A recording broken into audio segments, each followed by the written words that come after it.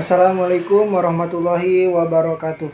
My name is Fatur Rahman. I am from Law Class 1B. Kartosuwirjo's Charisma. We were 1967-80 argued the charismatic leader has emerged in the two figures of the magician and the prophet on the one hand, and in the elected warlord. The gang leader on the other, according to Weber, power is legitimized by reference to custom and tradition, or to the charismatic claims of a personal leaders or to the legal rational procedures of political administration.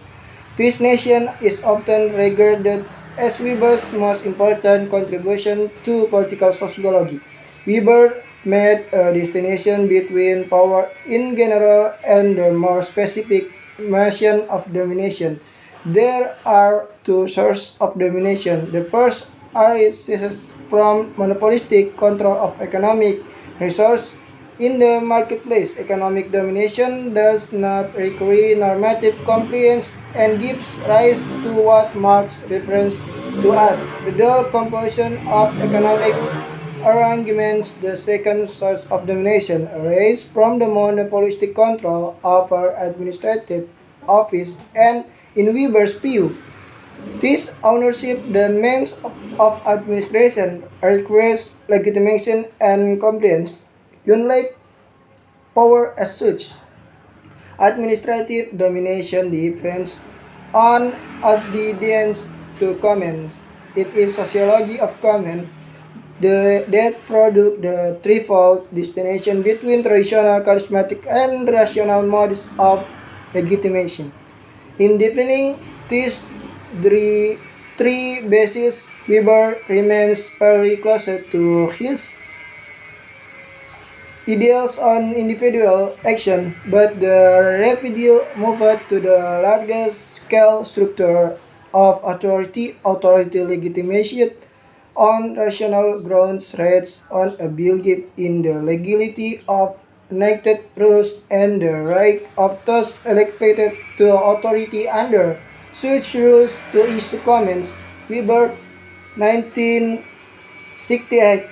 25. Authority legitimation on traditional grounds is based on an established belief in the sanctity of immemorial traditional and the legitimacy of those exercising authority under them. Weber, 1968 to 115.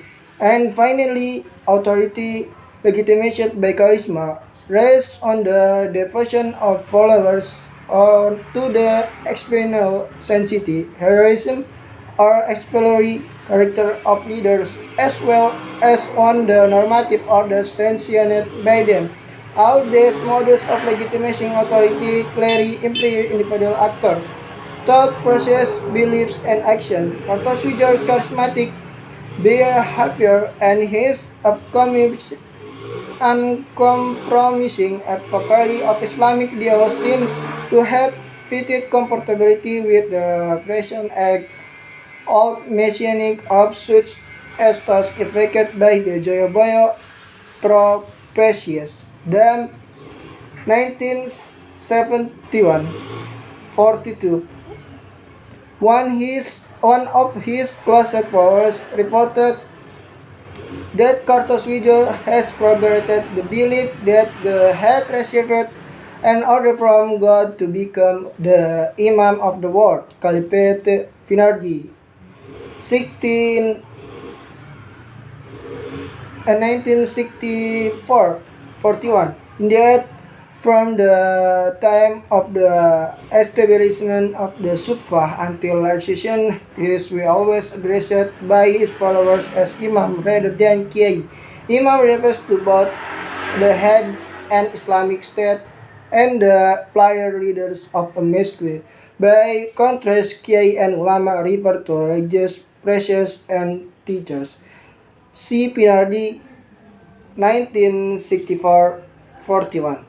The term of Imam as addressed by the followers of Kartosuwirjo on him differed from the Holy Quran as expressions as expressed in many verses, which among them says, and those who pray, O Lord, grant unto us weepers and offspring who will be the comfort of our age, and give us the grace to let the rigorous Imam Al-Furqan 2574, Saud Tajul Arifin, the Islamic movement in West Java, 1948-62, a political sociology analyst, Al-Sharia 2001.